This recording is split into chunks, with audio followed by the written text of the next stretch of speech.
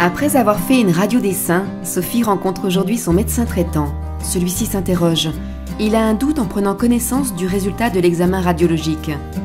Face au doute, il décide de contacter directement l'Institut de cancérologie de Lorraine pour des examens complémentaires.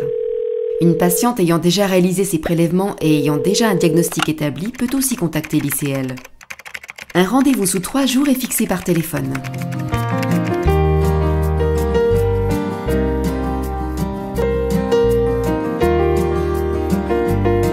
Trois jours plus tard, Sophie se rend donc à l'Institut de cancérologie de Lorraine pour sa consultation, durant laquelle sont réalisés des examens complémentaires et des prélèvements si nécessaire.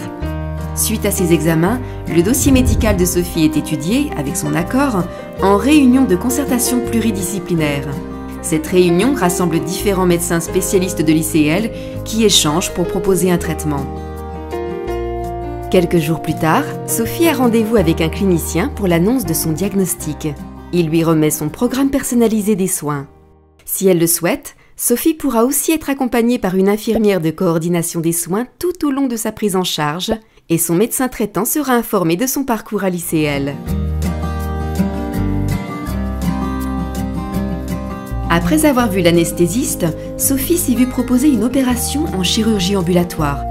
Elle est contente de pouvoir rentrer chez elle juste après l'intervention.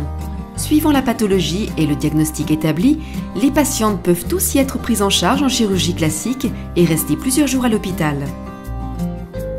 Après l'intervention, le dossier de Sophie est à nouveau étudié en réunion de concertation pluridisciplinaire. Des traitements complémentaires pourront lui être proposés, comme la chimiothérapie ou la radiothérapie. À la fin de ces traitements, Sophie retrouve son clinicien et son infirmière de coordination des soins pour une consultation de fin de traitement. Le clinicien lui remet une feuille de suivi pour faire le lien avec son médecin traitant.